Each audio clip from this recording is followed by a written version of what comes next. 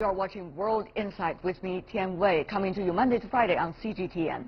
China and the Gambia have vowed to boost the bilateral ties in various areas. This comes after a meeting between Chinese President Xi Jinping and the visiting Gambian counterpart Adama Barrow in Beijing last week. China and the Gambia resumed diplomatic relations in the year 2016. Those ties have been severed, though, for 20 years when the African nation engaged in a so-called diplomatic relationship with China's Taiwan. However, the two presidents have now agreed to promote mutual political trust and reaffirm the primacy of one China policy. Now, President Adama Barrow has left Beijing, visited cities in Xiamen and Guangzhou, but earlier I spoke to him about what he hopes to achieve between China and the Gambia. Reconnect again. What does this visit mean to you, and do you think to the two countries, China and the Gambia? This visit is a very important visit as far as the China-Gambia relationship is concerned. I think China-Gambia relationship was back way in the 70s. And we have a very, very, very good relationship between China and the Gambia. I think the two countries also benefited from that relationship. But there was a break. I call it unfortunate. Unfortunate in the sense that it was a one-man decision. It was not the decision of the Gambian people.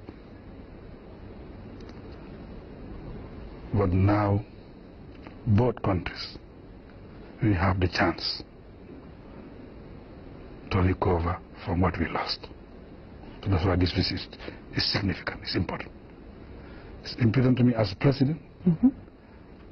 It's important to the two countries. Great to have you here in Beijing, Mr. President. Holding on to the one China policy, you took office last year and has been very dear to that principle. Why is it so strategically important for the Gambia about this? The one China policy is important to the Gambia for the simple reason that we believe in unity. We believe in oneness. If we are together, we are stronger. It's because the Gambia, we are together. That's why we are able to change from dictatorship to democracy. That unity, that spirit was very important in our history.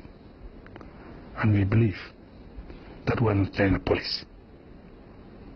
Great point there, Mr. President. But you know, the thing is, the trust and mutual development has to be re-established. How can we start? We have to be sincere. We have to be honest. We have to be open. Honest about what? Honest about our relationship. Honest to make sure we improve on our relationship. To make sure we have people from the two countries represented at our diplomatic level who will collaborate. And I think we are also fortunate that we have a young and dynamic ambassador from China who is representing in the Gambia, who is doing a wonderful job. Mr. Ambassador is sitting on the side together with your administration officials. I think that was a very good decision, and I think that is helping our relationship. You talk about openness. What kind of openness are you referring to?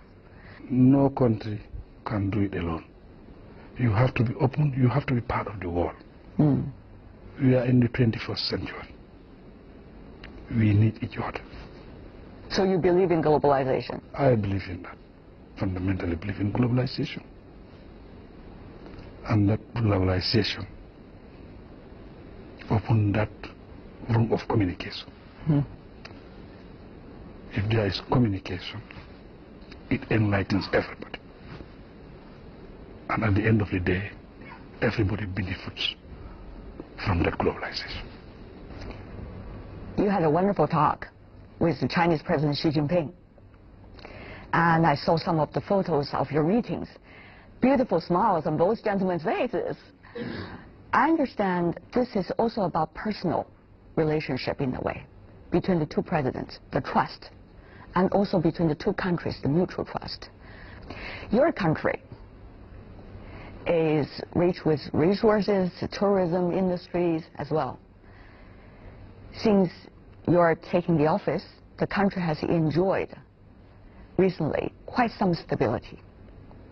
But how to translate stability into economic prosperity for your people? It could always be a big question mark. What is the answer from your administration so far? I think stability is very important. Stability is a foundation. How would you guarantee that? We have good policies in the country, whereby we have the independence of the judiciary. Rule of law is respected. It opens up the environment.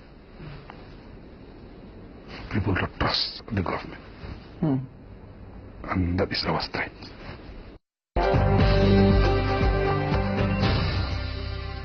It's not easy, right? It has not been easy. Not easy. It's not about giving speeches. It's not about Marxists and Lenists. It's about action. But the mindset must change. That the responsibility is the Gambian people's responsibility. To make sure we work together, we implement those policies. Is it easy to change that mindset? One fundamental thing is important. Enlightening the people. If you enlighten the people, you have empowered them. Give me some examples. People must believe what they are. They must believe in where they come from. And we have to learn from others. We are in the same position. In years back, example like China, and they have moved on, and they succeeded. I think these are the areas that we have to make sure the people understand. So build the confidence in a way. Believing that if other people can do it, there is no doubt we can also do it. I understand, Mr. President, there are several areas of cooperation you and your Chinese counterpart, Chinese President Xi Jinping, have been talking about. What have you two gentlemen been specifically discussing? How will things be following up after this? We are really welcome by the President. And as the second largest economy in the world, it was an honor and a privilege to have a meeting with such a great leader. We cannot thank the President enough for giving us the opportunity. It was all over the media. It was a vote of confidence. It was real support for us. But one thing was important in our discussion. That is where the Gambian strength lies. That is agriculture. Agriculture. Agriculture. What about agriculture? Our methods is primitive. We want to improve on our methods. We go in for mechanized farming. But we need partners. Partners like China. Because we need the support of people who have experience. We need to learn from them. Because we need two things. There's people who have the expertise and people who have the money. We have the land, we have the water, we have the manpower, and we have the political will. But we need that support. So that was very important because we believe that can create jobs for us. And it can also bring hope. So we have signed agreement, road construction, 2 bridges, that will create a lot of jobs. And also the broadband with our network, that will create jobs. I think these are areas that we will start to create jobs. And we have no doubt the Chinese government is very serious with our relationship. We have the government consensus But it has to be attractive for businesses to go there, to develop these projects. So what are some of the policies or preferential treatment your country would bring out to international investors, particularly, let's just say, those coming from China? They could be state-owned, they could be private investors, all kinds. When we are going to partnership, energy, we give you duty waivers. So those are all incentives. Do you see many Chinese investors there? A lot of them. We know that Gambia cannot be isolated. We are in a global world. We have to open up and partner with genuine investors, for that matter. Genuine investors. I like that adjective you just used. Why would you want to emphasize on that, the genuine investors? Who would, to you, be genuine enough? That's why if you want to invest in my country, we go through your profile and we do some kind of due diligence to know your background, your company, your credibility, your capacity, before we can follow the process to do business with you. What about the future? I understand, Mr. President, you, before the trip, said you were extremely impressed by the words coming from Chinese President Xi Jinping during the 2015 China-Africa Summit, which was held then in Johannesburg. And he talked about the future and the blueprint of relationship between China and Africa. Help us understand better about your view of China's role in this cooperation with African countries. And where is Gambia in that big picture? China have brought in balance of power in the world. First time, if the West make a statement, you don't have any other alternative. But now we wait, we say, let us wait for China. You will say that? Of course. When they make their statement, that's the time now the debate open up. So it's a balance of power that is going in the world. And Gambia is part of the African Union, the AU. We are part of ECOWAS. That brought us together, that brought Africa together. And if China is partnering at that level, that means Gambia is part of it. You believe in institutional building? I believe in that. Thank you so much, Mr. President, for being with us. Thank you. The Gambian President with us on an exclusive interview.